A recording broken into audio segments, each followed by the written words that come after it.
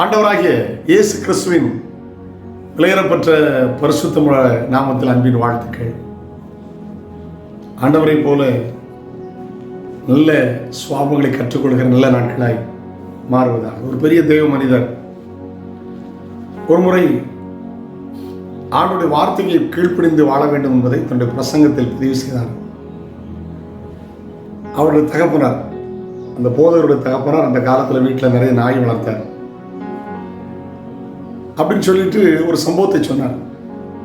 அந்த நாய்க்கு ஆசையை தோன்ற மாதிரி ஒரு இறைச்சி துண்டப்படும், வேகமாய் சாப்பிட வரும்போது நோ வெயிட் அப்படி சொன்னா அந்த எஜமான் சொல்லுகிற வரையிலும் அது காத்திருக்கும். நானும் பார்த்துருக்கிறேன். எங்கள் உறவினர் வீட்டிலலாம் இந்த காலத்தில் நாய் வளர்த்தாங்க. மீன் கழுவிட்டு இருப்பாங்க, மீனை கழுவி வச்சிருப்பாங்க. இதை பார்த்துக்கன்னு சொன்னால் ஒரு பூனை பக்கத்தில் வர முடியாது, போட்டால் தான் சாப்பிடணும். சில சின்ன சின்ன வீடியோ காட்சியில் பார்த்துருக்குறேன்.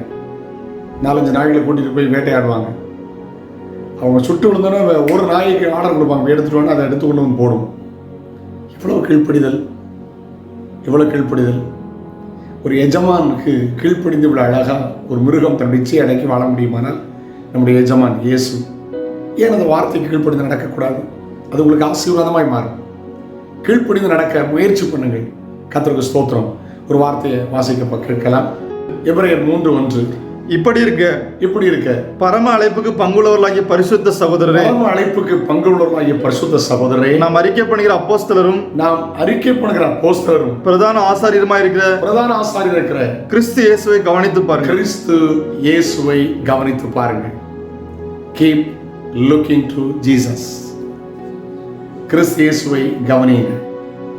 ஹல்லேலூயா. சிலுவையில் மரண பரியந்தம் கீழ்ப்படிந்தவராகி அவரை தன்னை தாழ்த்தினார். கீழ்ப்படிதலோடு தேவனை கீழ்ப்படிங்க.